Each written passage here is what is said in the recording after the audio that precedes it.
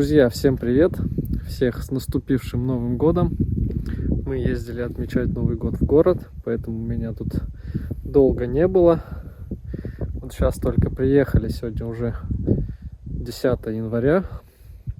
Завтра нам обещают доставку бани с утра. Мороз и солнце. У нас тут было до минус 12 ночью. Вот, пруд замерз полностью. Толщина льда, наверное, сантиметра 2. Так-то лед выдержит, но все равно опасно. Можно вон там в конце походить, где не глубоко.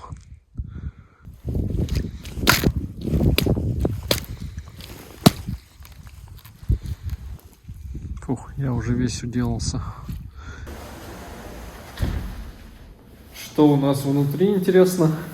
Каждый раз сюрприз. В прошлый раз размокли двери, потому что я экспериментировал с кондиционером. Вчера я его включил. Вот он сутки почти что тут подогревал. Но самое интересное вот в этой комнате.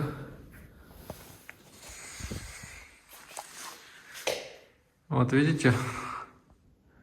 Тут надо делать обогрев. Потому что вот этот угол, он уже начал плесневеть. Зараза. Сюда надо радиатор. Было всего лишь минус 12. И он подмок. При том, что датчик в этой комнате, вот он тут висит. Там датчика нету, но там другая влажность. В этой комнате он показывал не больше 60 сейчас влажность. После того, как я сделал там вытяжку. Но вот угол, зараза, надо с ним что-то делать. Напряжение аж 250 вольт. Пол я оставлял на 30 градусах. По окнам, в принципе, не видно. Но я в камеру смотрел, окна не сильно потели. Влажность была небольшая, но вот здесь вот как бы есть водичка. В остальном вроде бы все хорошо, кроме вот этого угла.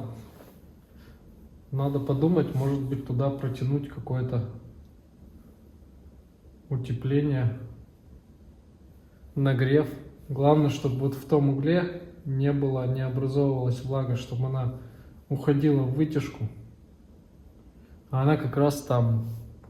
Получается северный угол. Отопления в этой комнате нет. В той комнате нет. И вот этот угол подмыкает. Что-нибудь придумаю. Пол в целом даже по ощущениям тепленький. Муравьи, сволочи, даже вон в январе тут ползают. Все равно. Не знаю, где они еще пролазят. Где-то пролазят. Но муравьи в таких единичных случаях есть. Я сейчас здесь нагрею, и тот угол еще больше будет намокать. Он мало намокает, когда тут, в принципе, одна температура. А тут мы сейчас поднимем, там холодно, он сейчас еще больше намокнет. Потом начнет сохнуть.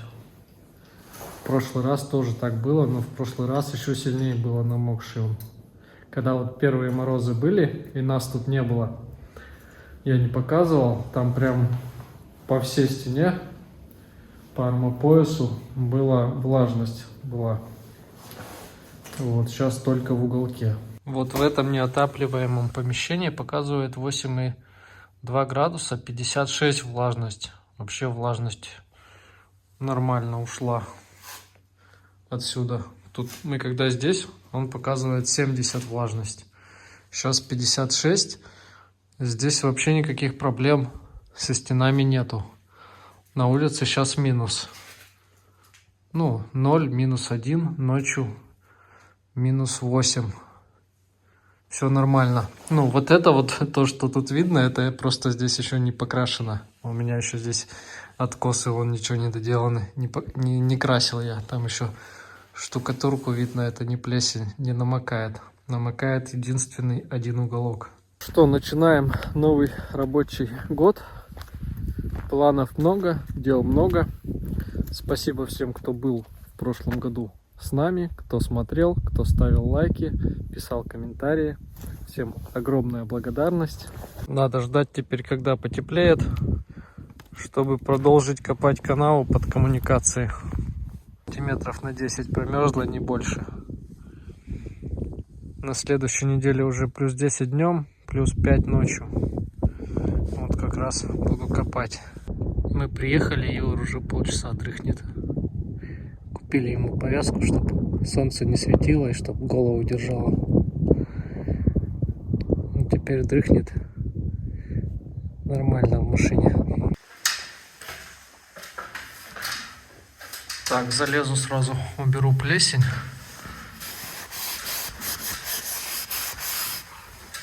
А, он так-то сухой. Почему-то он сухой, но плесень здесь. Может быть, когда мы уехали, он намок как-то, а потом стал сухой. Он реально сухой. Угол. Ну, потому что влажность была как бы нормальная. Я по датчикам смотрел. Все тут сухо. Вот он намокает больше, когда мы здесь надышиваем. Тут в этой комнате холодно. Во. Нормальный угол сухой. Треснула немножко штукатурка только. Вот так он сухой. Плесень вот оттерлась. Может его тут еще побрызгать чем-нибудь от плесени, чтобы она тут не заводилась. Она все равно образуется сверху только. Конденсат вот на потолке тогда был. И на стенах немного. Там внутри-то оно не плесневеет. Там же все утеплено снаружи. Так, это хорошо, что здесь сухо. А так отсюда смотришь, как будто бы угол влажный. Залез, пощупал, как бы сухой. Продолжаю экспериментировать над всей системой в доме. Вот, купил еще одно реле. Это для умного дома реле, которое подключается к приложению. Можно настраивать там, чтобы он по каким-то сценариям включался, выключался. Вот, и я хочу это реле поставить на систему отопления. Постепенно уже изучаю, понимаю, как тут что и где и зачем работает. В общем, куда я хочу поставить реле. У нас есть тут 3 насоса. Один насос это на пол, один насос на бойлер косвенного нагрева на горячую воду. И один насос вообще просто рециркулирует воду в трубах, чтобы, когда кран открываешь, сразу горячая бежала. Вот. Я изначально купил это реле, чтобы поставить на вот эти 2 насоса. Чтобы ночью воду в бойлере постоянно не гонять. Он его постоянно в бойлере воду гоняет. Я хочу, чтобы на ночь этот насос останавливался. Вода в бойлере, в принципе, за ночь не остынет. Утром включается и нагревается. Вот. Но сейчас думаю, зачем мне вот этот насос, чтобы он вообще постоянно тоже работал днем. Мне, по сути, он нужен только там на 5 минут, когда я в душ иду. Чтобы вода в душе была... Ой, и вот проснулся. Чтобы вода в душе была сразу горячая. Вот и я думаю, этот насос подключить вообще к свету. Свет в ванной включаешь, этот насос включается и прогоняет воду. У меня здесь не очень большое расстояние, может по трубам будет метров, ну 10, наверное. Он это как раз за 5 минут, пока готовишься к душу, прогонит. Вот. Этот насос я поставить хочу, сейчас поставлю без датчика, а вот этот можно тогда, получается, у меня одно реле будет свободное, можно этот поставить насос, и тогда я вообще смогу управлять, в принципе, теплым полом и горячей водой удаленно. Выставлю, допустим, бойлер на какую-то определенную температуру, и когда надо, буду включать, просто пол прогревать. Насос включил, пол прогрелся. Выключил, допустим, мы уехали, на улице стало жарко, тепло, пол гонять не надо, можно его вообще отключить, этот насос, и тогда он не будет гонять в системе воду. Вот привез еще такую елочку посадить. Мы на Новый год купили в квартиру, ставили елку живую, но вышел немного с ней казус. В общем, будем знать, что такое тоже бывает. Поставили ее дома, все украсили на Новый год. Вот, где-то мы ее поставили 20, наверное, 9 или 30 мы приехали. Я съездил в питомник, купил. Вот, чтобы ее потом в огороде-то высадить. И у нас 1 января по всей квартире ползали клещи-краснотелки. Они живут в почве. Вот, мы уже изучили этот вопрос. Эти клещи у нас по всей квартире расползлись, и мы ее выставили в коридор. Она у нас 10 дней, вот до сегодняшнего дня, с 1 января, стояла в коридоре. Еще интересно, как она теперь себя вообще поведет. То, что она в тепле постояла, но она из плюсовой температуры в плюс 25, считайте, попала 2 недели. Она стояла у нас в тепле. И вот сейчас я ее привез на огород. У нее даже вон там трава начала прорастать.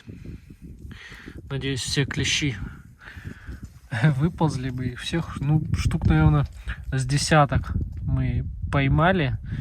Вот, выкинули. Потом елку уже в коридор убрали. Не знаю, что там сейчас. Наверное, все, что живое было, вылезло. Сейчас я ее пока что оставлю. Потом найду место, куда ее посадить.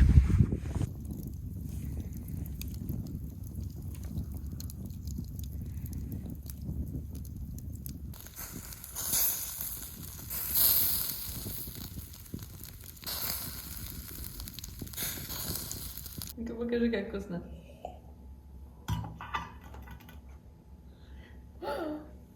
Мама.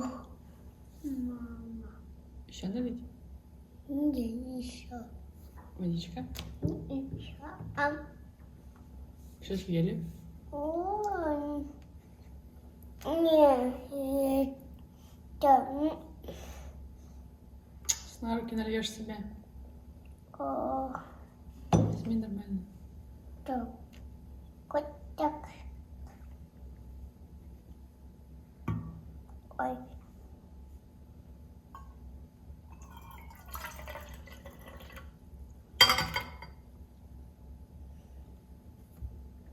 Пьет из стакана. Это... Пей.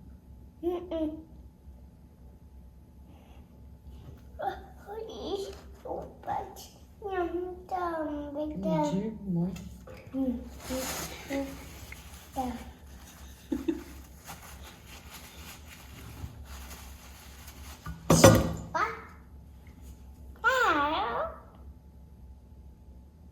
Еще.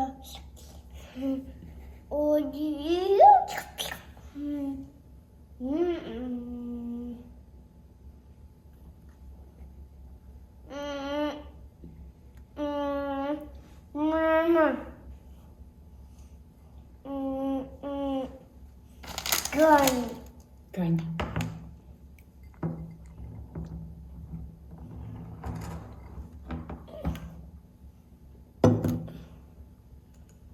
Мама.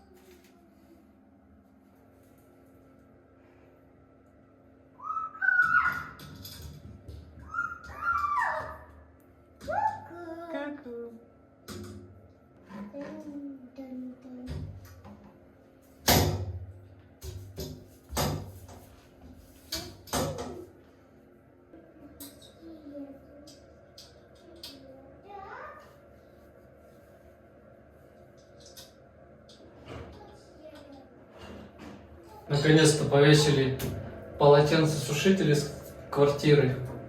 Вчера целый вечер думали, весить его или не весить. Либо крючки тут повесить.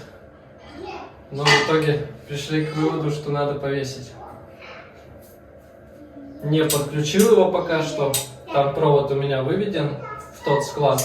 Можно просверлить и завести его сюда. Нашли дома свечку парафиновую. Ее внутри жечь нельзя. Придумали ее за окно поставить.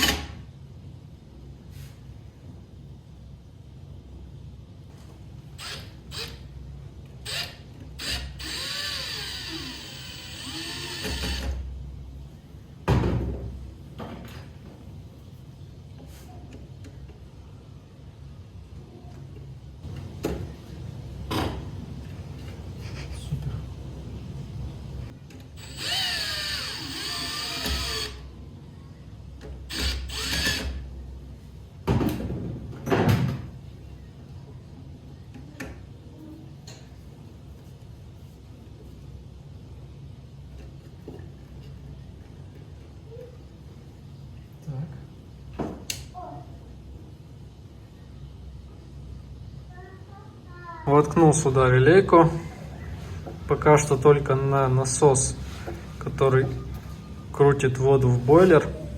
А тот насосик надо заново провод вести. Не стал его отсюда уже выдирать. И сюда тащить его не стал. Хочу просто напрямую. Вот я снял с него провод. Хочу напрямую сразу туда кинуть. И пусть он короткий лучше оттуда сразу идет, чем я сейчас еще потащу оттуда провод сюда. Потом он пойдет обратно сюда. Пусть один тут будет замурованный. И кину еще один. Никакие провода тут никак не подписаны. Что-то, что знаю, вот сам сейчас достаю, подписываю хоть. А то понаделали. Непонятно, что куда идет, зачем. Где-то бы хоть на главном проводе, ну, на обмотке на главной сделали какие-то пометки. То так, вообще методом тыка только приходится слушать, какой насос работает.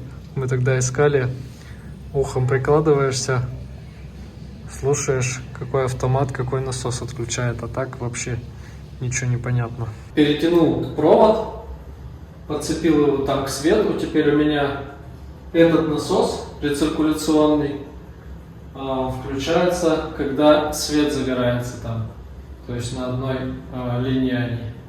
Вот. На этот насос пока что поставил реле, на этот пока что не поставил. Сейчас подумаю, может быть, на него тоже поставлю.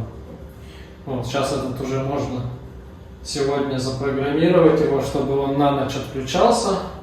Он получается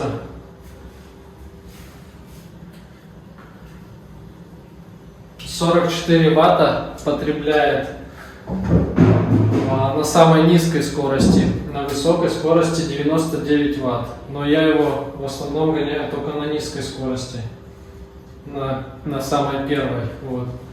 44 ватта за ночь, это сколько мы там спим, допустим, 10 часов. На 10 часов, если отключается, это 440 ватт за ночь меньше. Я надеюсь, я правильно считаю.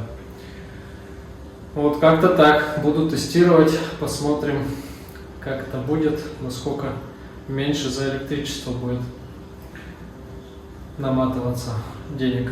А знаете, какой момент я еще упустил? Как-то даже о нем не подумал, когда проектировал здание. Вообще по проекту, по задумке, мы тут не планировали изначально жить вообще зимой. Вот, планировали зимой как бы путешествовать, а здесь оставлять все на минималках. Но вот сейчас вот зимой пожили, особенно вот сильные минуса.